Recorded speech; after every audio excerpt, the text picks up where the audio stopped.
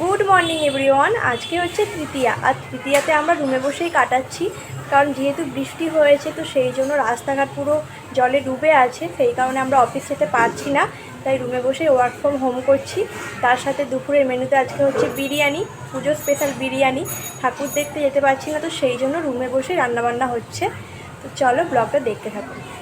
আজকে একটু অন্যরকম স্টাইলে বিরিয়ানি বানানো হচ্ছে, আর আজকে বিরিয়ানি বানাচ্ছে সাথী। আমি গিয়েছিলাম নিচে কোল্ড ড্রিঙ্কস আনতে। বিরিয়ানির সাথে কোল্ড ড্রিঙ্কস না থাকলে ভালো লাগে না, হজম তো করতে হবে, পুজোর টাইম, খাওয়া দাওয়া যেরকম করব হজমও করতে হবে। রান্না সব কমপ্লিট হয়ে গেছে, আর আজকের মেনুতে আছে চিকেন কষা, বিরিয়ানি, আর তার সাথে রয়েছে স্যালাড। তো এবার আমরা খাওয়া দাওয়া শুরু করব। রুমে থাকলে সারাক্ষণ মনে হয় কিছু একটা খাই, অন্য সময় তো খাই না, সকালে রান্না করে নিয়ে অফিসে চলে যাওয়া হয়। এই ছুটির দিনগুলোতে একটু ভালো মন্দ রান্না করে খাওয়া হয়।